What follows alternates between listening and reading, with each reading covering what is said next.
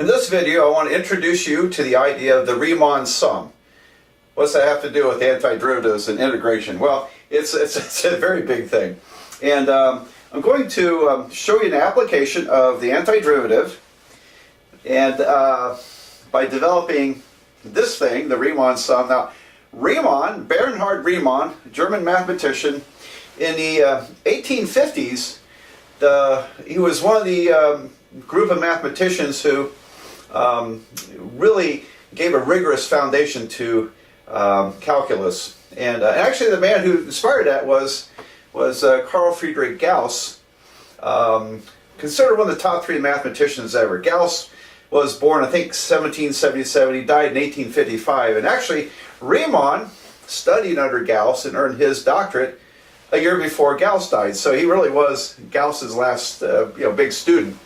And so Gauss and a few others, Cauchy, Weierstrass, and probably a few more, I can't remember, under Gauss's inspiration, really sought to give a rigorous foundation to calculus. And they developed the notion of limit, a very precise definition of limit and things like that. Well, this was Riemann developing a very precise foundation for the antiderivative, the integral. And so anyway, it'll make total sense. Now, what's really important about this is that if you get used to what a Riemann sum is, then you learn how to apply very well the antiderivative, the integral. And so that's very important. All right, so I'm going to show you one of my favorite all-time problems, because this is the problem that got me hooked on calculus. And I was studying Calculus 1, and the guy was kind of boring, and I really had no idea what I was doing. I was learning these steps, how to take a derivative and so forth. And one of these days one day he showed this problem, and suddenly I thought, wow, that's pretty amazing. And it really got me hooked on studying more math, studying calculus. So here we go. Now, I hope I can fit all this on my board pretty well. We'll see how it goes. All right, so here's, I'm going to draw the graph, y equals x squared, and y equals x squared has these points on this side, and of course it goes over here. Alright, so it's the basic parabola, y equals x squared, and we're going to estimate the area, this area here, this curved area. Now that kind of perked me up. I thought, well, that's pretty interesting, because when I first saw this, I was like, well, area, you can calculate the area of a square and a rectangle and a circle and a triangle and a trapezoid. Probably polygons, of course you can. But it never occurred to me that it was possible to calculate areas under a function like this. And I'm like, well, what formula would that be? Okay, well, we'll develop it. All right, now I need some colored pens. Here's the idea. And I'm going to divide this into intervals. And so here's an interval here. I guess I'll make this 6 intervals. All right, and so I think I'll do it this way.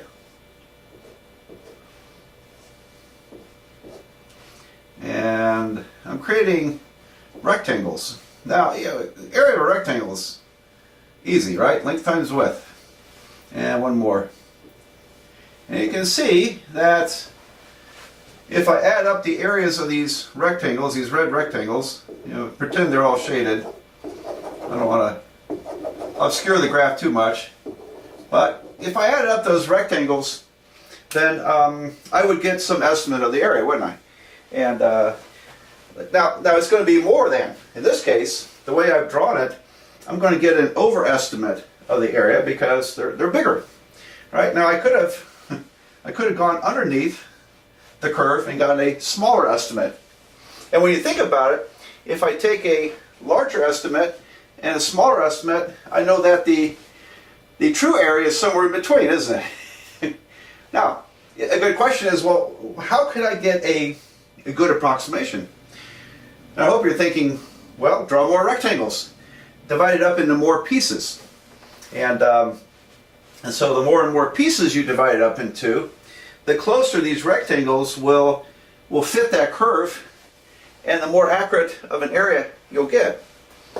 And so hopefully by now you can see where this is headed. We're going to divide this up into n number of rectangles, and then let the limit go to infinity. Let n go to infinity. Look at the limit of the area calculation as n goes to infinity. There we go. I think I got it that time. And so in other words, if I have infinitely many rectangles, that were to add up infinitely many rectangles, it would fit the curve perfectly. I would get an exact area. Does that make sense? I hope so. Hope that makes sense. And now this would have been a pretty tough one for ancient times, ancient Greeks, because pretty sure it was a foreign idea to think of anyone being able to add up the areas of infinitely many rectangles and getting a finite answer. That was kind of strange. But you know, if they had our algebra and our geometry and our calculus, they would have got it just fine. But they didn't have those tools back then. All right, so I'm going to divide. So I'm going to divide the, what do you want to call it? The figure. Let me see. Let's divide this interval from 0 to 2. I'm going to divide the interval from 0 to 2, which is going from x from 0 to 2. I'm going to divide it into n segments. All right, now I've got it visually. I've only done 6. I've only done 6 segments, but we're going to pretend there's n number of them. Okay, and well, let's call this one. This point here is x0. That's x1, x2, x3, and so on. And somewhere over here I've got an x to the I, and at the end I've got x to the n. So that may be a little hard to read. Let me show you a little bit bigger here. I've got this, here's the start. We're going from 0 to 2. And I've divided it up into a bunch of little pieces. And I'm going to call this x0, x1, x2, x3, and so on. And somewhere out here, let's pretend we have an x to the I. And it keeps on going, and then finally at the end we have x to the n. So, are there n pieces? Oh, sure, because here's the first one, the second one, third one. And so this number of piece matches that subscript.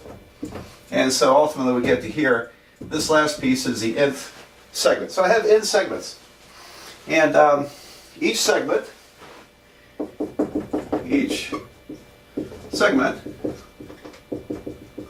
has length of what? Well, in this problem, the whole segment is 2, so it's going to be 2 over n. Okay. So if n was 6, as I have it here, then it would be 2 over 6 would be 1/3. Each segment would be 1/3. All right. So now I'm looking at this as the width of a rectangle. And actually in the more formal development of this, I don't think it matters if these are equally spaced. It does make this problem considerably easier to just say, well, they're all equally spaced. That means each one is 2 divided by n in length. And but it's you can actually take this take this in a more abstract direction that way. All right. Now then, I want to calculate the area of each rectangle. Now, I think it's a little cluttered down here. I don't have a huge board, so I'm going to erase some of my stuff here. And the this first length, well, they're all. This point right here is, let's see, it's going to be x, comma. Well, the point is, I'm sorry, I'm trying to get my act together here. This point is going to be my first piece, so it's going to be x over n. And this point here is going to be 2x over n, and then 3x over n. So in other words, x1 is this length, 2 divided by n, and then x2 is going to be twice as long. So x2 is twice as long as that. And I really screwed that up, didn't I? I don't want to restart this video too much time. So this was 2 over n. This will be 2 times 2 over n, and 3 times 2 over n. All right, so let me write that a little more cleanly. 2 over n. This length from here to here, starting at 0, I'm adding 2 over n plus 2 over n. That's 2 of those. So I have 2 times 2 over n. And then from out to x3, it's going to be 1, 2, 3 of those. So x3 is going to be 3 times 2 over n. And yes, we could write 4 over n, 6 over n. But anyway, by the time I get to xi, what's the pattern show? Well, I have my subscript is here. So that's I. This is I. I have I times 2 over n. There we go.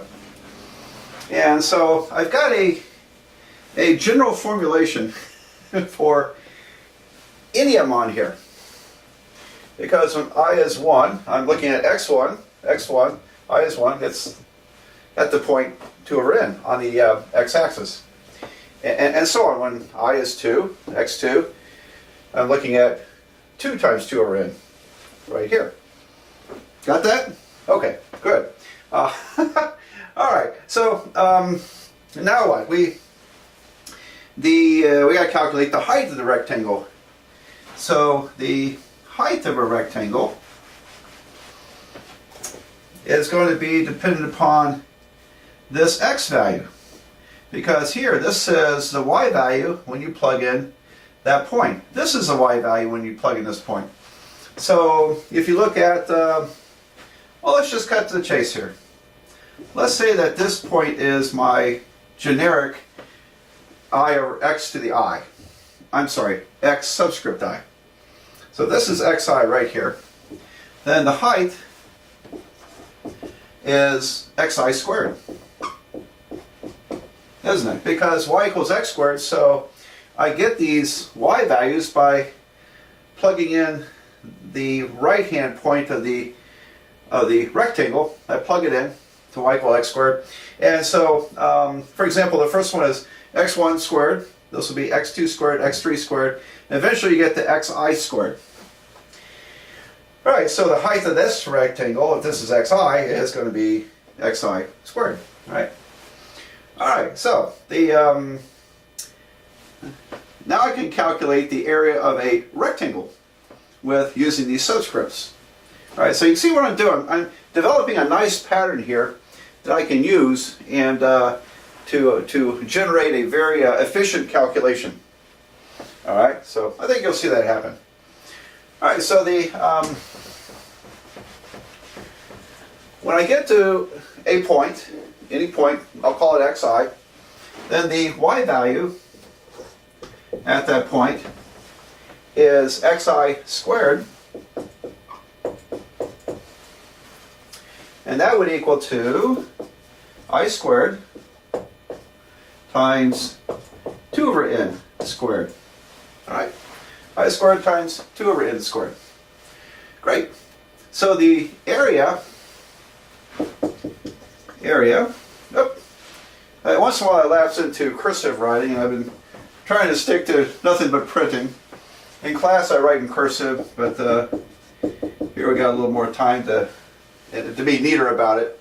All right, so the area of the ith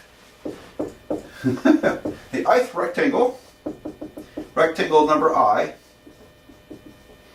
is, well, it's length times width, isn't it? Well, in this case, width times height. Well, the width is I times 2 over n. okay? And the height is I squared times 2 over n squared. And so I have width, height, and when we multiply that mess out, we get, so I have I to the third power times 2 over n to the third power. Okay, well, that didn't fit in very well with that, did it? But I to the third times 2 over n. Okay, no, totally wrong, totally wrong. I made a big mistake here, and I hope you caught it. I don't feel like redoing this whole video just so you don't see me make a mistake. All right, well, we make mistakes, and hopefully I will catch every one of them as I edit these videos if I haven't caught it while I'm there we go, rectangle, I misspelled too. Anyway, let me fix the error. The width is not this number, is it? The width is 2 over n. That's the width, 2 over n. So if I have the width, 2 over n, times the height, now the height is the y value. See, all the widths are the same width, 2 divided by n. We settled that earlier. Each of these is 2 over n wide. But the height are going to change as we move between 0 and 2. They all changes. And so the height is that calculation. So that's I squared 2 over n squared.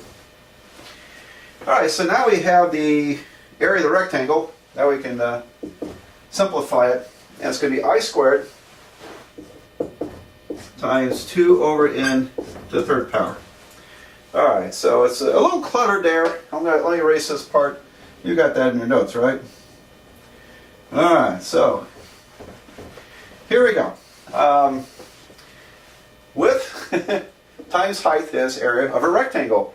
And this represents the area of the ith rectangle depending on how much we chop it up in pieces. Okay, so you could, for example, if you're going to break it up into 100 pieces, you can plug 100 in.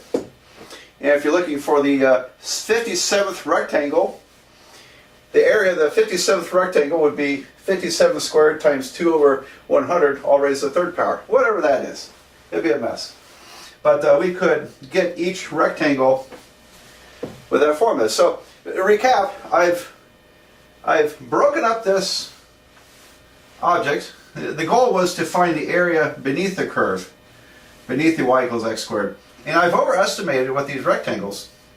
And but each rectangle, I can calculate its area and express it as a single algebraic expression. I squared parentheses 2 over n cubed. And now what? Well, we want to add all those up. Okay, so the area that I'm calculating, break it up in rectangles, will be the summation of all those rectangles. Alright, so I'm going to need to do some racing here to make some room, and I hope I don't have to kill my graph here. I may need to make a lot of room. So anyway, I'll be right back.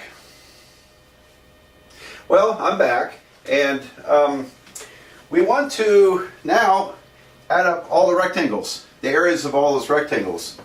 So the sum of all the rectangles,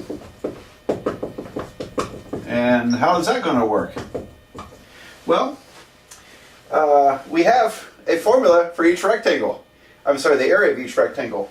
And so when I equals 1, so this is going to be, when I equals 1, I have 1 squared times, and let's go ahead and change this to, because this is going to remain constant. This will be 8 over n cubed. So it's going to be 1 squared times 8 over n cubed. And then the second rectangle, I is 2, I have 2 squared times 8 over n cubed. 2 squared times 8 over n cubed. The area of the third rectangle is 3 squared times 8 over n cubed. And this is going to continue on, on and on and on. You know, at some point we get to one in the middle, we'll just call it I. That'll be I squared times 8 over n cubed. And then eventually we get to the end. It'll be n squared times 8 over n cubed. All right, well, what a mess. So the because the last one, I is equal to n, the nth rectangle would be n squared times 8 over n cubed. Now we can factor out the 8 over n cubed. That's a common factor in all this. So that total area is going to be 8 over n third times 1 squared plus 2 squared plus 3 squared plus all the way up to n squared. Now look at that. This is the sum of the squares. Integers from 1 up to n. And now I'm going to erase this now. I think you got this down. And because we have a nice notation for this. Sum of a series. It's called a series in mathematics. You'll study sequences and series in calculus 2 if you go on to calculus 2. And all right, so we have a really nice way to summarize this. And I'm going to use I a little bit differently here, but anyway, we're using the uppercase Greek letter sigma. That's sigma. It's not an E. Don't write E. It's sigma. And if I start from the first rectangle, I equal 1, and go up to the nth rectangle, I am summing 8 over n to the third times I squared. Okay, and we can factor this out because it's a, it's a common factor. 8 over n cubed. I think I said squared, but 8 over n cubed, and then the sum of the squares from 1 to n. All right, so here we go. This is a very nice way of writing that summation, because it means start with I equal 1, it'll be 1 squared. The next one's going to be 2, 2 squared, plus 3 squared, plus 4 squared, until you get to n squared. So that's precisely what we have here. It's a very nice notation, the summation notation. All right, the problem is, well, what in the world is that? Okay, I need a formula for the sum of the squares. And so let's see. I guess I still want to keep my picture up here, but I'm going to erase all that. Okay. And the sum of the rectangles is, and we're down to here. So I transferred the last thing we had up to here. This total sum is, again, 8 over n cubed times the sum of the squares from 1 to n. All right, now there's a formula for this. It'd be a little tricky to get that formula, and but you can look it up a lot of places. And I'm going to give it to you, and then we can verify it. So here's the formula for the sum of squares. I equal to 1 to n, I squared would be n times n plus 1 times 2n plus 1 over 6. All right. I was a little amazed that I remember that from memory. But I verified it earlier, and I'm going to verify it here. Suppose that n was 5. Suppose n was equal to 5. Then I would have 1 squared plus 2 squared plus 3 squared plus 4 squared plus 5 squared. That would be 1 plus 4 plus 9 plus 16 plus 25. And we're going to have, there's 10, 20, 30, 55. That adds up to 55. But if I plug that 5, the last number is 5 into here, I have 5 times 5 plus 1 is 6, times 2 times 5 plus 1 is 11, divided by 6. The 6's cancel, I have 5 times 11, which is 55. So it worked. Are you convinced? Well, it does work. This, the sum of the squares, here's the formula for the sum of squares. All right, so I can use that up there. I can rewrite this as 8 over n to the third times n n plus 1, 2n plus 1 over 6. There we go. And let's see what we got. I think we almost got it here. I'm going to multiply this mess out. And so I have 2n squared times n. That's 2n the third power. And then plus 2n plus 1n. That's plus 3n times n is plus 3n squared. And then I have plus 1 times n plus n divided by n to the third power. There we go. And so it simplifies slightly. We could reduce that fraction to 4/3. And but there you go. That's the total sum of all the rectangles. Now what were we saying about this earlier? As we divide this into more and more rectangles, those rectangles get smaller. They also fit the curve much better. You know, imagine this little rectangle here. Very tiny rectangle in width, but it's very close to the curve. And so, what this area is, it's very close to the area under the y equal x squared, not just the rectangle. Anyway, so the idea is that if you divide this into more and more rectangles, in other words, you let n go to infinity, then you're going to get the exact area. So the exact area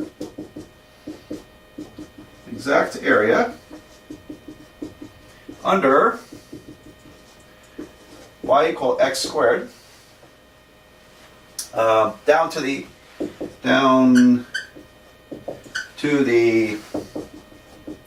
x-axis is, okay, now I take the limit. Limit as, what am I doing? Limit as n goes to infinity. Of course there's a limit. Okay, this is calculus, we get limits. And do you mind if I reduce that? That's 4/3 of 2n to the third plus 3n squared plus n over n to the third. And now we can use that little theorem which says that these polynomials have the same degree, and so the limit is going to be the ratio of the leading coefficients, 2 divided by 1. That's basically 2. So this part here, this limit goes to 2. And so the exact area is 2 times 4/3, which is 8/3. There we go. Isn't that beautiful? All right, so we figured out a way to calculate the area below that curve. And you won't find that in a standard geometry text because it requires calculus to develop this formula, or at least calculus ideas. Now, I think this was probably known, worked out by the earlier 1600s before Newton and Leibniz developed calculus. It may have been Pierre de Fermat. I don't know. I don't know the history perfectly on this. But I think this was kind of known, but they hadn't put everything together yet into what we now call calculus. And but this idea here. Okay, so this this summation here is called a Riemann sum. Okay, and I'll have to expand more on what a Riemann sum means. I'll write it out in the formal way that textbooks write it out. And but it's so important to understand the Riemann sum as we keep going. Now, this is one of those things you're just going to have to soak into your head as you do more and more calculus. And quite honestly, it won't be until calculus 2 that we really start applying the antiderivative or the integral. And so what we learned in a traditional semester-long calculus 1 class is how to do some integrations. And but you don't really see much in the way of applications until you jump into calculus 2. And the applications are really amazing and with this. So by then, in calculus 2, I'll really reinforce the idea of the Riemann sum, because once you understand that, then you know how to apply all this. Okay, so all right. Well, I'm at the point where I thought this was really cool when I saw this as an undergraduate, my first semester of college back in 1974. our professor went through this, got 8/3, and then he showed us something rather amazing, that this 8/3 can come from an antiderivative. And that really blew my socks off. Okay, I thought this was really neat. However, you can tell that if you have a much more complicated function, it's going to be really messy, and there may not be a nice, wonderful formula. Okay, you see here we're summing the squares. You might relate that to y equals x squared. We're summing the squares. How about that? And well, what if you're finding the area under a sine function or a square root function? It's, you know, we don't have formulas for all those. And so, but the nice thing is, there's a big theorem called the fundamental theorem of calculus, which lays all this out for us. So, all right, let me do a little racing, and then I will show you the big punchline for this. So now we come to the big exciting moment. I think it's exciting. I still get juiced by this. I think it's an amazing phenomenon. All right, so we determined by estimation and then by limit that the exact area was 8/3. All right, so here's how it works with calculus. If I want to find an area beneath a function down to the x-axis, this is how I set it up. We do the integral. We say this is the integral from 0 to 2 of the function x squared with respect to x squared dx. All right, so this is the symbolic way of representing this area using calculus symbols. And like we said, you know, earlier we did a summation, an infinite sum. Let n go to infinity. We added up infinitely many rectangles. This represents an infinite sum, the integral sign. The two numbers are the endpoints. We're going from x equals 0 to x equals 2. So these are the endpoints of the x interval. X squared is the function that supplies the y values. What's the dx tell you? Well, the differential x, as you remember, a differential is an infinitesimally small number. And so when we divided this up into infinitely many rectangles, okay, then the width of each rectangle was infinitesimally small. So when you look at this, x squared is the height, dx is the width of a rectangle, but it's representing the sum of infinitely many infinitesimally small rectangles. In other words, the width is infinitesimally small. So basically it's height times width. There you go, height times width. That should be area, right? All right, now this represents an antiderivative, and we saw earlier that the antiderivative of x squared is x to the third divided by 3. I also said it was x to the third plus a constant c. Well, okay, we're going to have to sort this out.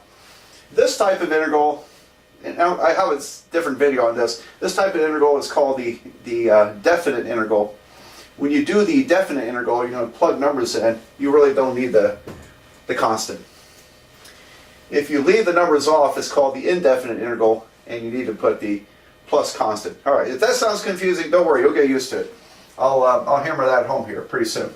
Okay, so the antiderivative is x to the third over 3, and we evaluate it from 0 to 2. From 0 to 2. So that's what that vertical line means. And it also means plug in those numbers. So I'll plug in 2. I have 2 to the third over 3. Then I'll subtract, plug in 0. 0 to the third over 3. And so we take the endpoints of our interval and we plug them into our antiderivative and subtract. Take the difference. And look what we get. We get 8/3 minus 0 is 8/3. And that was the area we got, wasn't it? Isn't that nice? Very nice. Much simpler than doing all the other stuff I did. So I wanted to show you that once to give you an idea what a Riemann sum starts to look like. And also to kind of justify, in a way, how we do this. Okay, later I'll prove the fundamental theorem of calculus, which will kind of generalize this whole topic here. But there you go. And what's remarkable about this is that the area of this object is encoded at the endpoints. So in this calculation, we didn't even use all the stuff in between. We just said, well, we found a value at the right-hand endpoint, subtracted the value at the left-hand endpoint, and we got the area. Isn't that amazing? And later on, this gets generalized in Calculus 3 when we look at higher dimensions.